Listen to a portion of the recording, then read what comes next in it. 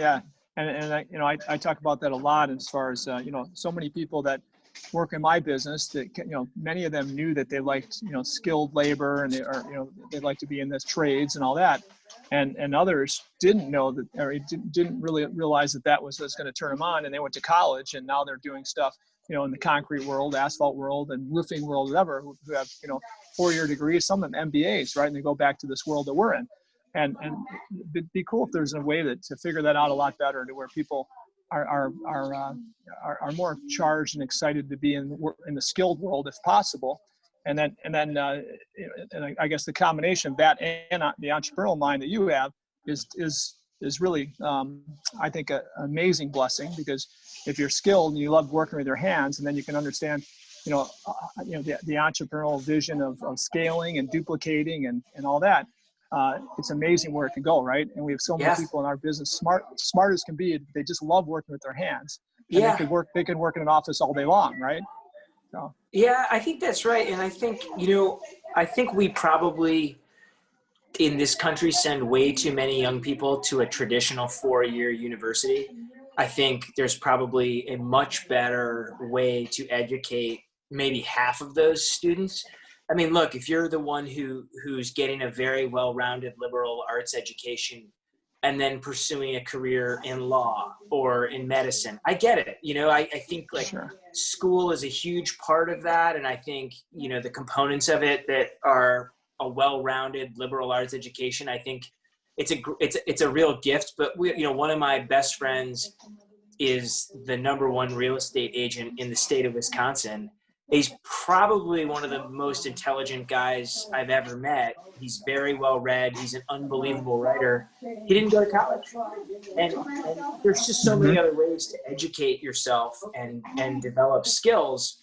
And I mean, I think he's the smart one, right? I mean, he didn't need to waste 4 years going to school. He started working right away. And as a result, he's been incredibly successful and doesn't have the financial burden of having spent a ton of money on college. Now, it's not to say it's not right for some people. I just think we probably ought to have more apprenticeships, more ability to travel, more ability to try different jobs and kind of figure out what is right for you before you go and spend all that money and all that time. Who knows? I mean, 100%. We know that we have somewhere in the neighborhood of 40% of our college students don't graduate, right? Don't get a degree, right? So we know that there's a big chunk of those that should never have gone, right? That there's probably something for them that was better for their life. And then of course, then you have of the 60% that's left over. So many of those don't use that college education. I don't know what the number of that is, but I'm guessing it's, 40% of those don't use that education for the career they go into, right? So it's got to be some better way to vet that, I would think. But I'm not sure our society wants that, Yeah. And one final thought there, with respect to, so I also have a 2-year formal MBA, right? I went to Stanford Business School. And while I was there, I learned so much and I was exposed to so many wonderful people. One of those people was my eventual business partner, Andy Dunn, who's co-founder of Bonobos. And we've had our ups and downs in our partnership and in life, but I'm quite confident that had I not been his roommate and had he not been my best friend in business school, I wouldn't have had the courage to take the risk to go start a company.